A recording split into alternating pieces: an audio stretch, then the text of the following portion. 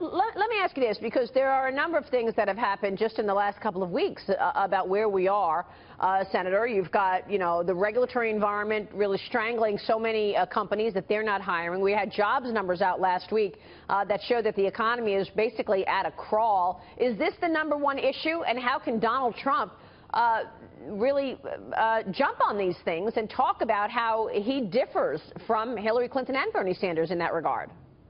Well, if he'd quit making these outrageous statements and talking about the very issue you're talking about, that is the biggest issue in the country. This is the worst recovery after a deep recession since World War II. America ought to be growing about 3.5% to 4% annually. The president hadn't had a single quarter of 3% growth. The growth of the last quarter was 0.5. Look at that horrible job report last week.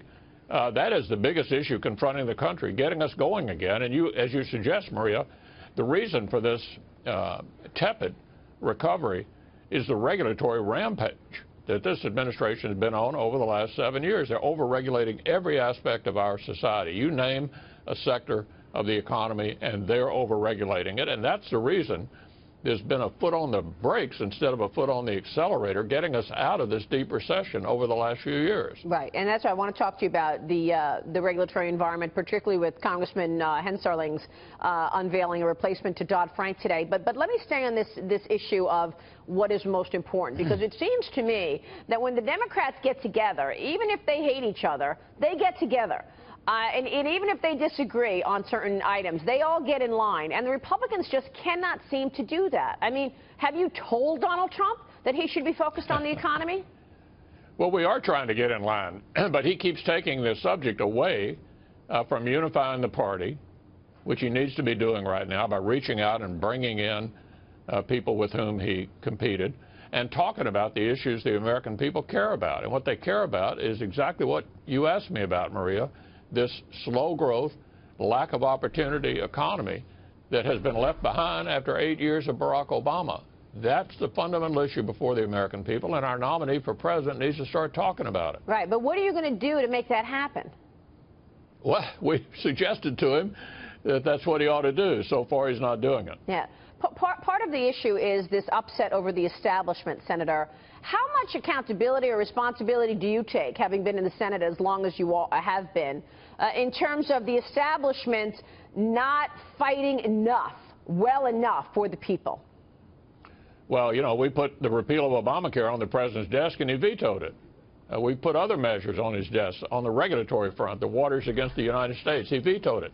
I think everybody needs to remember that taking Congress is helpful in preventing additional bad legislation, but to turn the country around, you need a president who's willing to sign the initiatives that the Republican Congress can put on his desk. This president obviously is not going to undo things that he's in favor of.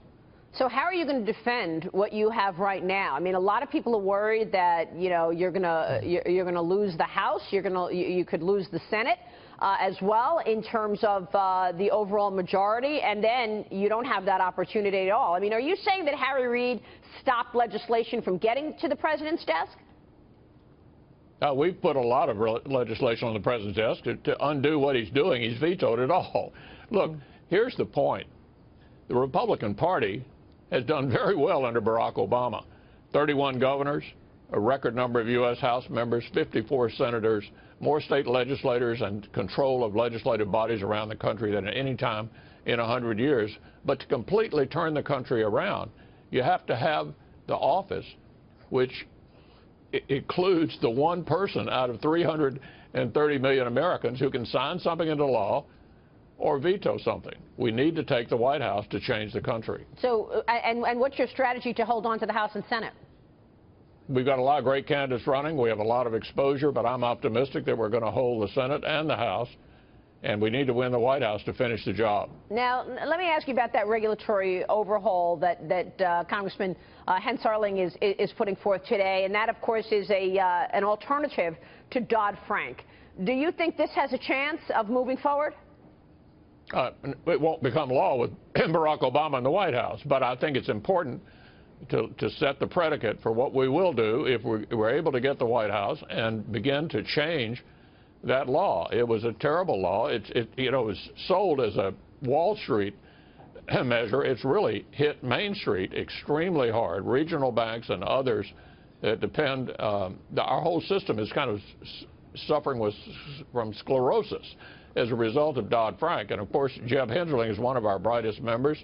I'm sure, I haven't looked at what he's doing yet, but I'm sure it's the kind of thing that I would approve of. And of course, we'd like to put that on the desk of a president who would sign it. And one of the items in that bill is to basically do away with the Volcker rule, which of course has been onerous for the bankers. Have you heard from business and the banking industry in terms of the impact that this could have?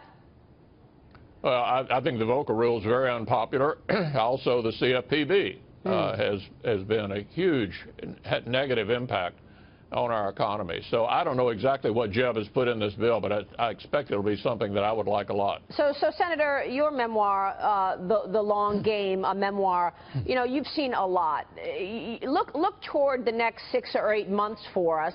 What's your strategy in terms of unifying this party? You can't just sit here, right, and say, oh, well, I wish Donald Trump would focus on the economy, and he really should be talking about this, right? I mean, you can't just say that and sit back. You've got to do something if you want to win the election, right? Well, what I'm doing is what I just told you. We're all encouraging Donald Trump to quit the outrageous comments, to concentrate on unifying the party, and talk about the issues that the American people are concerned about. The presidential candidate sets the tone for the party. He needs to change and go in a different direction if he's going to win in November. Well, I mean, is he listening to you? Should we be concerned that this is an individual that doesn't listen to advisors? We're all giving him advice, both privately and publicly. Uh-huh. And so, again, do you find that he's listening to you? I'm sorry? Do you find that he's listening to you? Do you find that you're going to be able to work together? Well, I think the best evidence of that will be, you know, what he says in public. He's out there every day. He ought to change the subject and start talking about how to win this race in the fall. Let me move on to President Obama, because we understand that he is going to endorse Hillary Clinton sooner rather than later. If she wins in California, he could endorse her tomorrow morning. How important is that? Well, I think it's a statement of the obvious that she's going to be the nominee. We've known that from the beginning because the Democrats have these superdelegates that aren't actually elected by the American people. They're basically elected officials. Talk about an establishment. They really have an establishment controlling their nominating process. So we knew Hillary Clinton was going to be the nominee all along. I think Bernie Sanders may have been the only one in the country who didn't believe that. And we know that Hillary Clinton is Barack Obama's candidate. We know she'll be 4 more years just like the last 8. If people are comfortable where America is, and they in effect want Barack Obama to have a 3rd term, then they'll vote for Hillary Clinton. Yeah.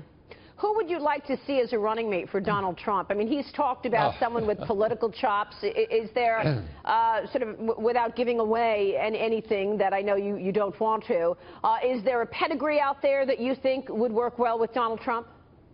Well, I'm not going to give him any public advice about who he ought to pick, but obviously since he's an outsider and that's what our primary voters wanted, it might make sense for him to have a running mate who knows a lot about how Washington works, and particularly somebody who's well steeped in foreign policy.